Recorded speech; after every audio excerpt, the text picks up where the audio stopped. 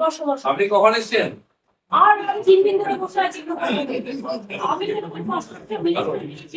আপনার কাছে আসেন। কখন কি বাপরে এই ঝামেলা আমি কার্পেট কার্পেট তুলে পরিষ্কার বেডিটা এত ভালো তাই একদম পুরো মন্দির কারেন্ট নিয়ে কাজ সেই জন্য খুব বড় পরিসর, আগে 50-100 বছর 200 বছর লোক বাড়বে।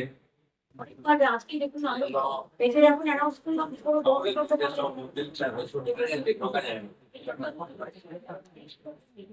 আমি বলছি বাড়ি এমনি তারপর আমার কেনটা চলবে বাইরে সবাই তারপর চলবে তারপর আপনার ফিনিশিং এর একটা ভাবি জন্য এর জন্য রাখতে আর আমাদের চিফ সেক্রেটারি নাম তো লেখা থেকে গেল। এই যে বড় কাজটা আমার হাতে হলো কিনা, তিনি আমাদের নেমন্তন্ন করেছেন ভগবানের কাছে। হ্যাঁ, নমস্কার। ওনাদের তো সবচেয়ে বেশি পূর্ণ কামালেন, আপনি তো পরিশ্রম করলেন। উন্নত ওনাদের নাম তো ওনাদের আছে। আচ্ছা কিন্তু আমার ডিএম ইউনিভার্সিটি ভগবান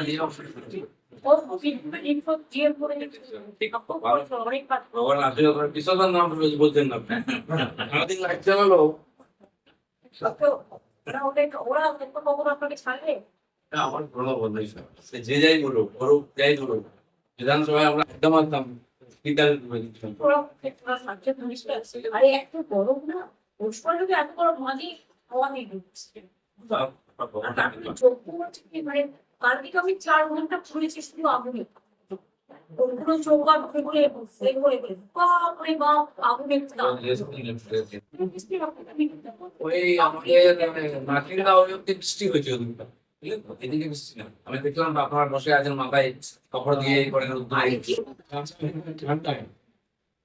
আপনি পুরো লাইভ দেখলেন নাকি?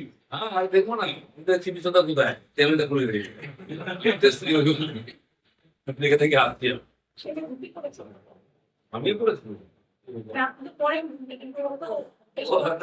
কি করা যাবে, ভগবান যদি কিছু বলে উল্টা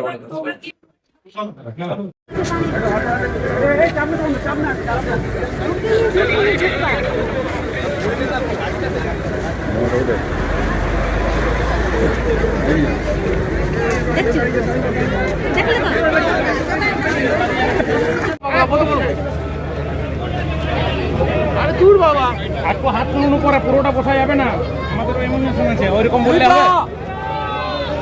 দিলীপ দা একটু বলবেন দিদির সঙ্গে